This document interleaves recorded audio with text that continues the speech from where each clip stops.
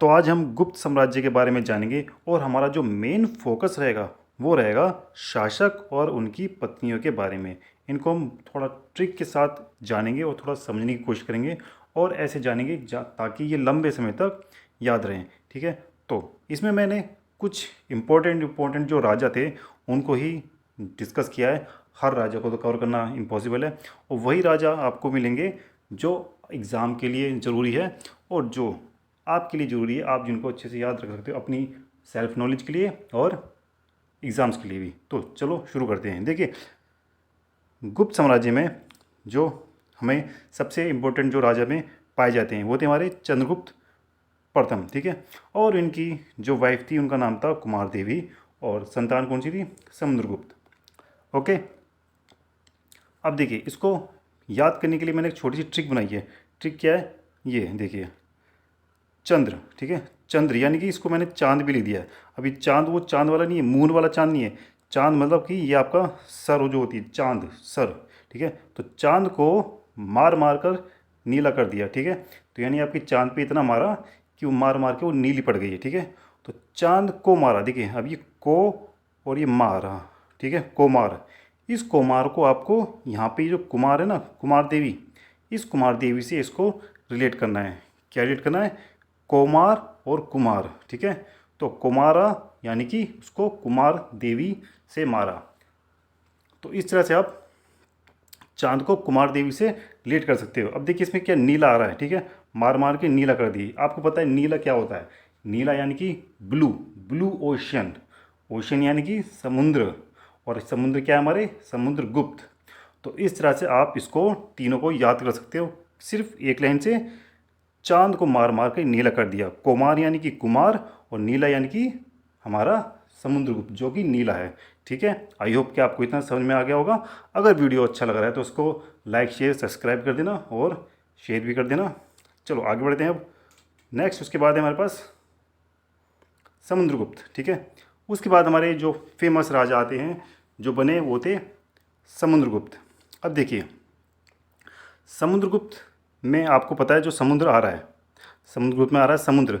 समुद्र में पाया जाता है नमक। ठीक है, और आपको ये भी पता होगा जो आपका टूथपेस्ट है, आपने एक ऐड देखा होगा जिसमें लोग कहते रहते हैं टूथपेस्ट में कि आपके टूथपेस्ट में नमक है।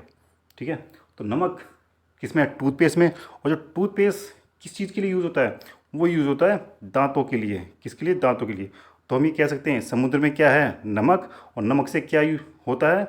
दांत मंजन यानी दंत मंजन।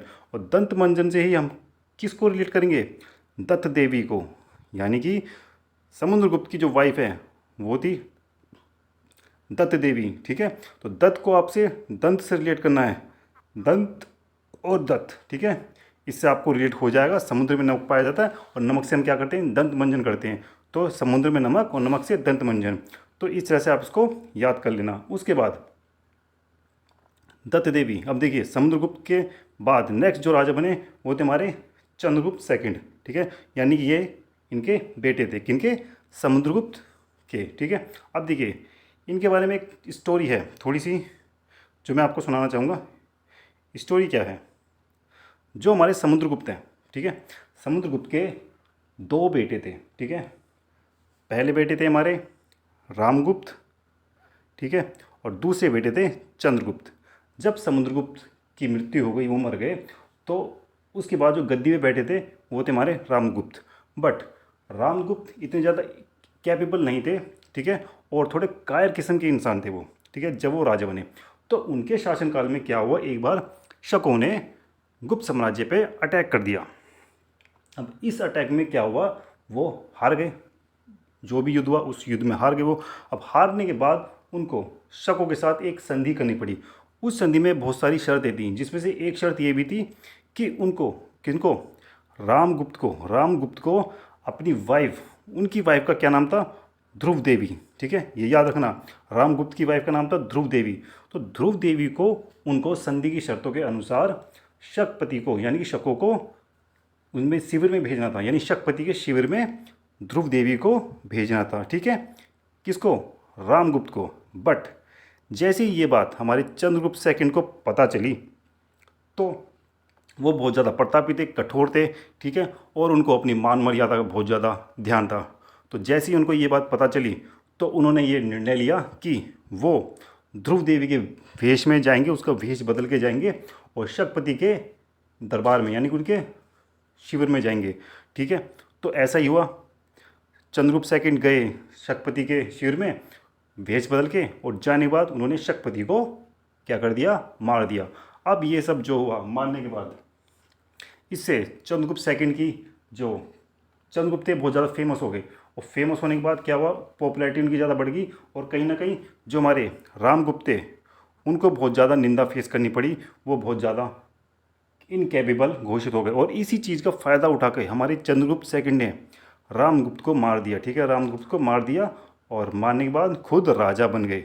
और राजा बनने के बाद उन्होंने ध्रुव देवी से भी शादी कर ली। तो अब उनके पास एक बीवी हो गई थी ध्रुव देवी, जो रामगुप्त की वाइफ थी, ठीक है। और उसके बाद जो सेकंड बीवी बनी, ठीक है, सेकंड बीवी का क्या नाम था, सेकंड बीवी का नाम था कुबेर नाग। अब देखिए, इनकी सेकंड बीवी यानी कि दूसरी बीवी, कौन सी, दूसरी बीवी, ये कैसी थी, ये थी कुबेर नाग। अब इसको देखो कैसे याद करेंगे, इनकी दूसरी बीवी थी, दो बीवी थी, आपको याद रखना। पहली बीवी थी चंद्रगुप्त फर्स्ट, फर्स्ट के पास सिर्फ एक बीवी थी क्योंकि यहाँ पे पहला है, ठीक है, यहाँ पे एक है तो यानी कि एक बीवी है।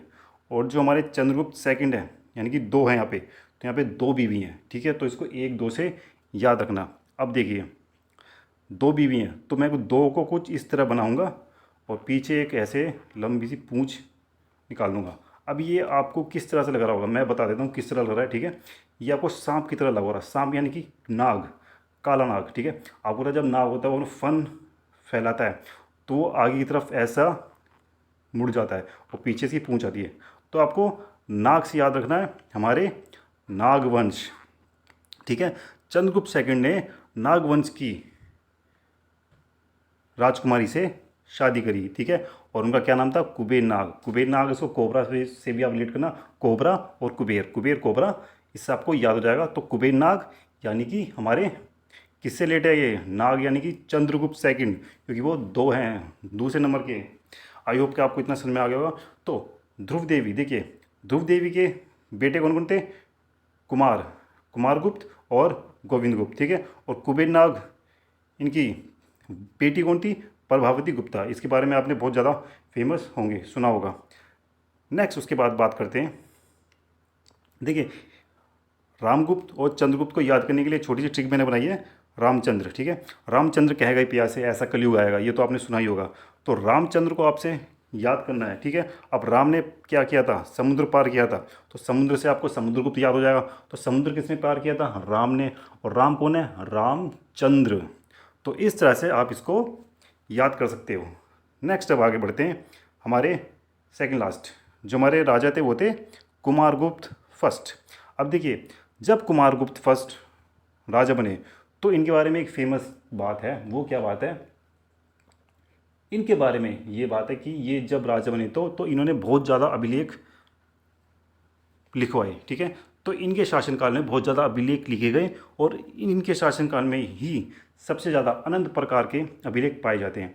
कैसे, अनंत प्रकार के, ठीक है। अनंत यानी कि सबसे ज़्यादा जो अभिलेख आपके पाए जाएंगे वो कुमारगुप्त के शासनकाल में ही पाए जाएंगे, ठीक है। तो अनंत यानी कि बहुत सारे, और यहाँ पर भी इनकी बीवी का नाम भी क्या ना है, अनंत है, बीवी का नाम भी क्या आ रहा है, अनंत ही आ रहा है।